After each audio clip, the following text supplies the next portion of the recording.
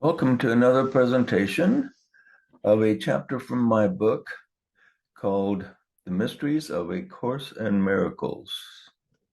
We're going to chapter 3 here, which is the theme of it is the message of the Course. This should be of interest not only to people investigating the course, but also seasoned students might find my take on this to be a little different than most.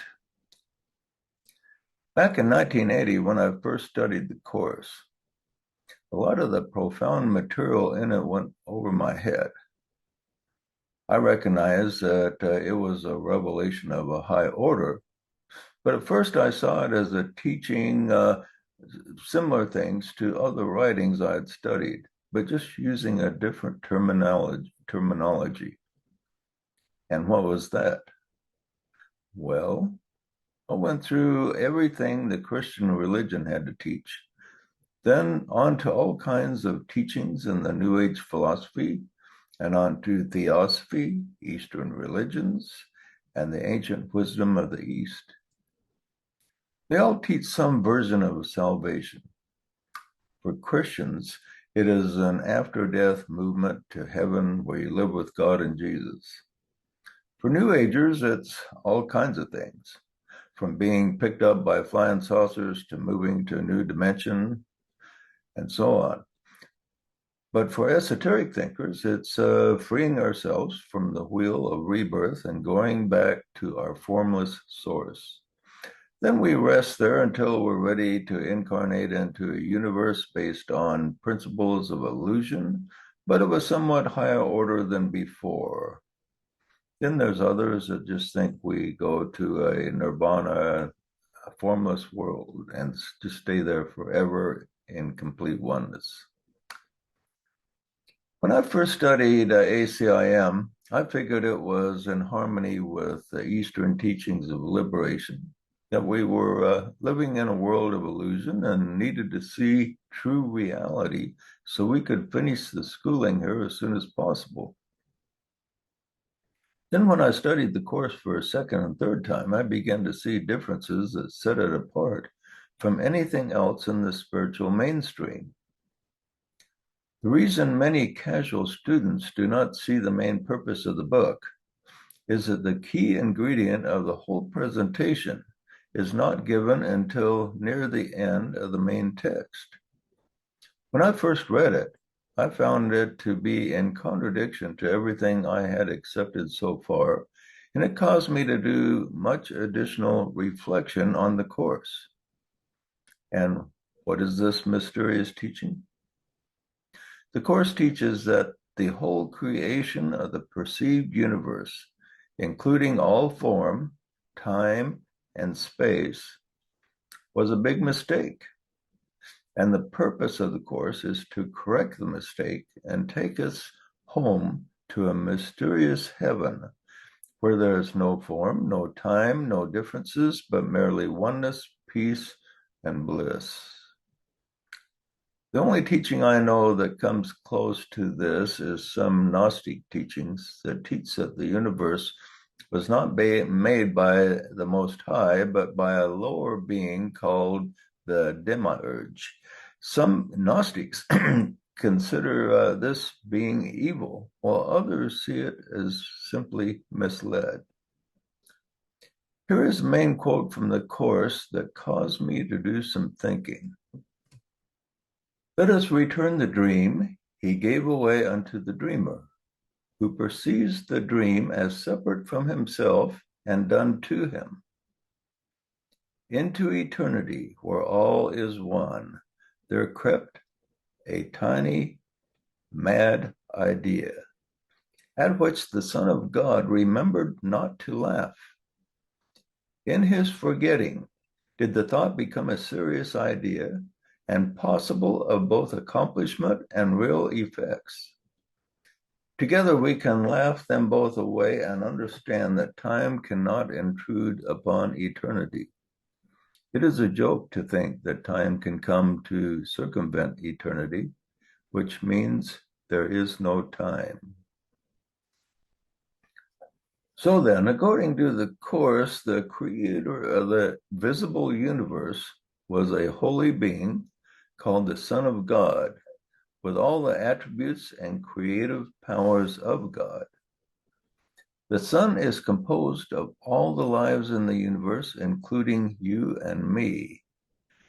Together, in an ancient time, according to the Course, we conceived this mad idea and created a universe based on principles of illusion that wound up placing us within it in a dreamlike state. Thus, we became trapped here, thinking the dream is real when it is not. The purpose of the Course is to wake us up to our error as soon as possible. A huge obstacle to us waking up is guilt and fear. This resides in us as a residual effect of attempting a creation that was contrary to the will of God. This produced an inner fear that we offended God and he may be angry with us. This has created a natural inner reluctance to approach God and return to his presence. The solution presented in A Course in Miracles is if we follow the teachings, we are told we can save thousands or perhaps millions of years in this dismal existence and return to the awakened state, which we are told is so much better than this reality. The Course calls it heaven or our eternal home. The Course tells us that we are the prodigal son who left his home and squandered his inheritance. Like the son in the parable, we feel unworthy to return home for fear our father will not accept us. Instead, the Course tells us that God is waiting with open arms for our return. The only obstacle in the way is our own thinking. The purpose then of the Course is to correct our thinking so we can escape this inferior world of illusion and death and move back home where we enjoy eternal life and joyousness. Therefore, unlike numerous other spiritual philosophies that deal with many aspects of life and cosmology, the Course focuses on overcoming these obstacles in thinking that stand in the way of our restoration to the presence of God.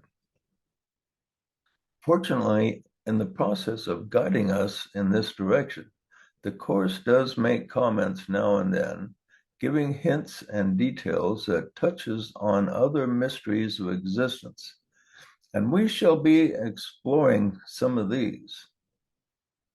The basic obstacles the Course attempts to assist us with to make a return home possible are as follows.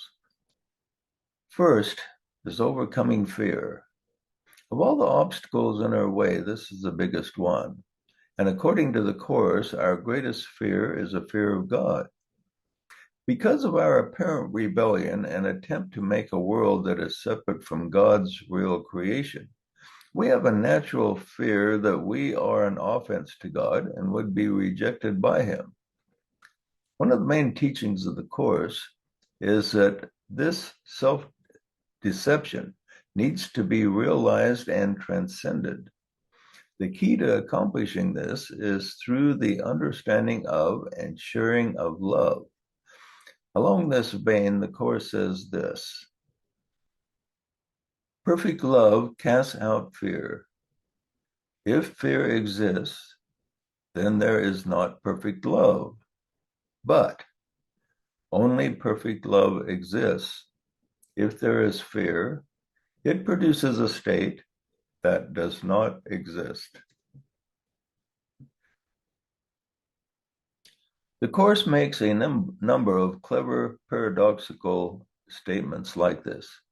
Most believing students love them, whereas others find them frustrating or inconclusive, circular reasoning. For instance, the orthodox left brain mind would reason that if there is fear, which is a state of mind, then that state of mind would exist, or we wouldn't even be talking about it. On the other hand, the right brain merely accepts such words as true, like a beautiful piece of poetry. Now, the second main item here is forgiveness. The Course powerfully teaches that we cannot wake up to our true reality without forgiveness. Seeing our brothers and sisters as guilty of sin of any kind keeps us trapped in the dream. It has an interesting take on forgiveness that I haven't seen presented anywhere else before. It tells us that the orthodox idea of forgiveness is to see the other guy as committing a sin or offense of some kind. And to forgive in the regular sense means that you place yourself in the superior position of being big-hearted enough to overlook the guy's error. It tells us that this is not forgiveness at all, for we still see our brother as a sinner and guilty.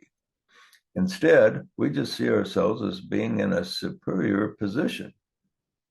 On the contrary, it tells us that true forgiveness involves the person seeing the offense as something that never even happened.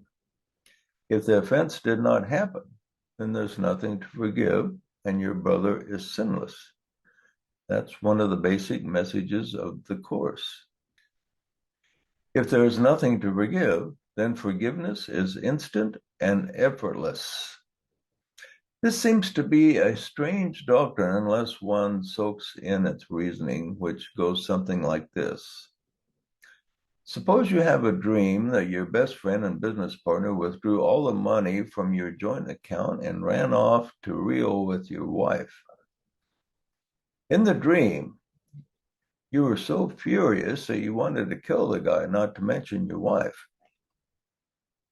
Then you wake up to the real world and discover that the offenses did not happen at all, but it was just a dream. Your best friend is still your best friend, and your wife is still faithful.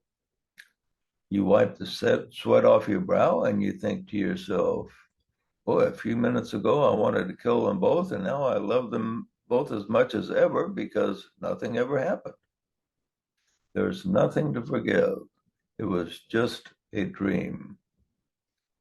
Like it or not, that is the reasoning the Course presents as an attitude we must have toward forgiveness in this physical life, which it says is a dream that is not real.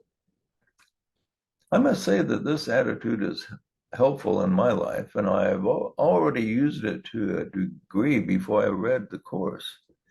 It indeed helps to tune out offenses as if they never existed.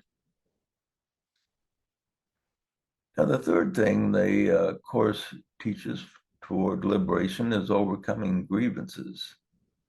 A grievance is closely related to forgiveness, and the student must let it go before complete forgiveness is possible. Then the fourth item is guilt. Guilt is closely related to fear and creates an illusionary feeling of unworthiness. If the prodigal son feels unworthy, he will not attempt the journey home and risk being rejected by his parents. Now, the Course tells us that guilt is caused by allowing the ego to supplant the true God. When this happens, we are under the power of illusion. This problem must be seen in a correct light before the pilgrim can take solid steps toward liberation. Then the fifth teaching is about the special relationship. This is a tendency to show love and acceptance to those special people we care for, but not to others. But the Course tells us that we must see the Christ in all people, even the irritating ones. Our love for all must have no barriers. And the sixth item is overcoming the ego. Students must see themselves as united with one great life, which is God, rather than as separate individuals that identify with a body. One must identify with the spirit rather than form, with the eternal rather than the temporary. And the seventh point that takes us to liberation is acceptance. To awaken from the dream, one must accept the guidance of the Holy Spirit, often called the inner voice. For many lifetimes, the student has followed the outer voice of the ego, and this must cease. The direction must be changed from the lower temporary voice to the spiritual eternal voice. This spiritual guidance must be followed if we are to see beyond the illusion and awaken. This is easier said than done because of the great investment each of us has in the world of form. Attachments are strong, and students have great difficulty in letting them go until they do. The course covers numerous other topics to aid students on the path of liberation, but these 7 are the main roadblocks wherein the emphasis lies. Some complain that the 500,000 words in the course have a lot of repetition saying the same thing. Well, yeah, it does repeat itself at times, but never exactly, and always supplying new insights that need to be absorbed. And in the seeming repetition are many side comments and hints into mysteries that go beyond salvation. We shall explore some of these. And this is where we will head into some mysteries that I think a lot of students will find very interesting. A little bit different than you might expect. In the meantime, we will see you soon with the next chapter.